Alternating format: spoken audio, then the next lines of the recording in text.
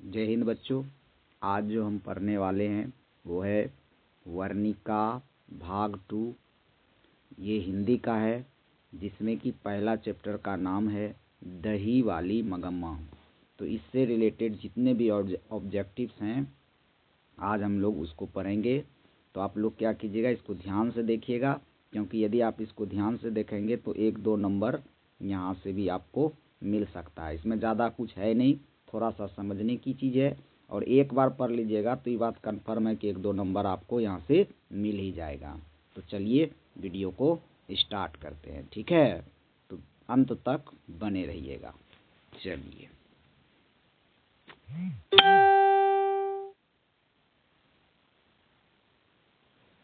देखिए बच्चों, यहाँ पे जो सबसे पहला प्रश्न है वो ये है कि मगम्मा क्या बेचती थी। पहला प्रश्न क्या है? मगम्मा क्या बेचती थी। तो इसका सही आंसर क्या होगा? दही। मगम्मा क्या बेचती थी? दही बेचती थी, ठीक है। तो चलिए आगे चलते हैं। अगला प्रश्न है बच्चों, दही वाली मगम्मा कहानी का कहानीकार कौन है। तो जैसा कि आप जानते हैं, दही वाली मगम्मा कहानी का कहानीकार है श्रीनिवास जी। कौन है? श्रीनिवास जी, ठीक है। अगला प्रश्न है, दही वाली मगम्मा कहानी का प्रमुख पात्र कौन है ना। तो इस कहानी का जो प्रमुख पात्र है वो कौन है मेरे प्यारे बच्चों? वो है मगम्मा। वो कौन है? मगम्मा। याद रखिएगा, कौन है? मगम्मा। चलिए आगे चलते हैं। अगला प्रश्न है, दही वाली मगम्मा कहानी का कथावाचक कहाँ से है। यानी जो ये कहानी बताया है, ये कहानी कहने वाला वो कहाँ का है। तो इसका आंसर होगा बेंगलुरु का है। कहाँ का है? बेंगलुरु, जो कर्नाटक की राजधानी है, वहीं का ये है। कौन? दही वाली मगम्मा कहानी का कथावाचक, ठीक है।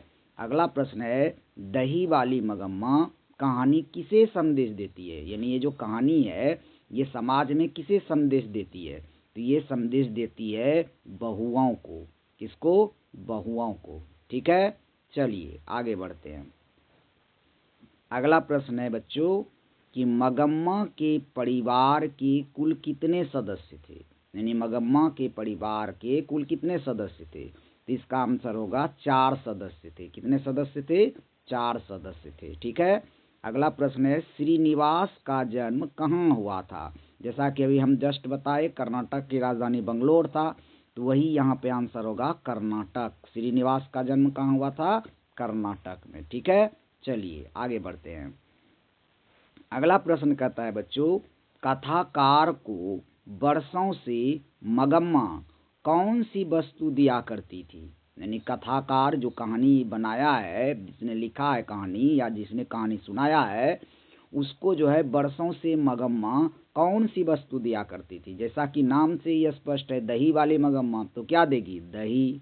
क्या देगी? दही, ठीक है। चलिए अगला प्रश्न देखते हैं। कहता है, मगम्मा की बहू का क्या नाम था। यानी मगम्मा की जो बहू थी उसका क्या नाम था। उसका नाम था नंजम्मा। क्या नाम था? नंजम्मा, ठीक है बच्चों। चलो आगे देखते हैं।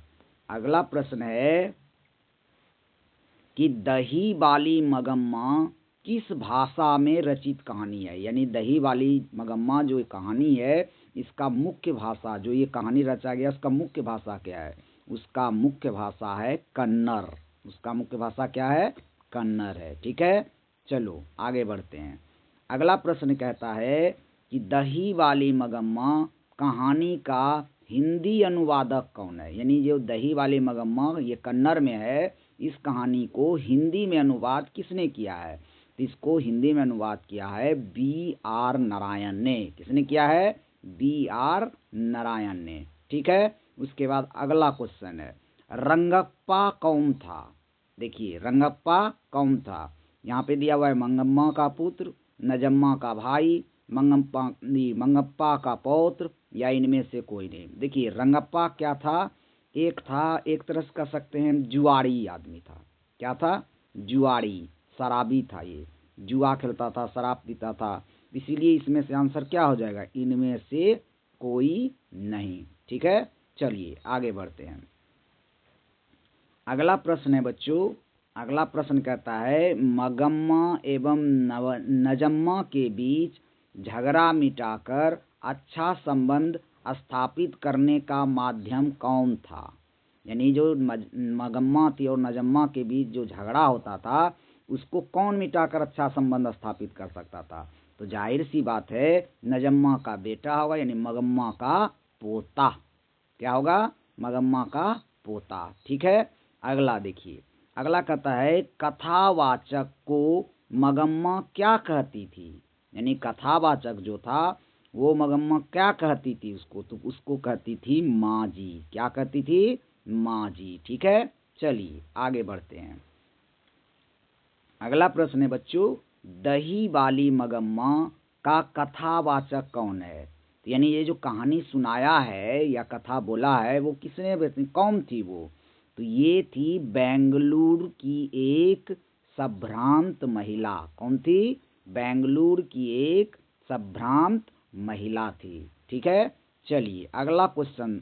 अगला क्वेश्चन कहता है अधिक बुद्धिमान कौन थी। मगम्मा थी कि गांव की अन्य महिला थी कि नजम्मा थी कि इनमें से कोई नहीं।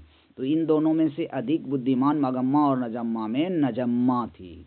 क्या थी? नजम्मा थी। ठीक है बच्चों, चलो आगे चलते हैं। अगला प्रश्न कहता है कि मगम्मा प्रतिनिधित्व करती है, यानी जो मगम्मा है आखिर वो क्या प्रतिनिधित्व करती है।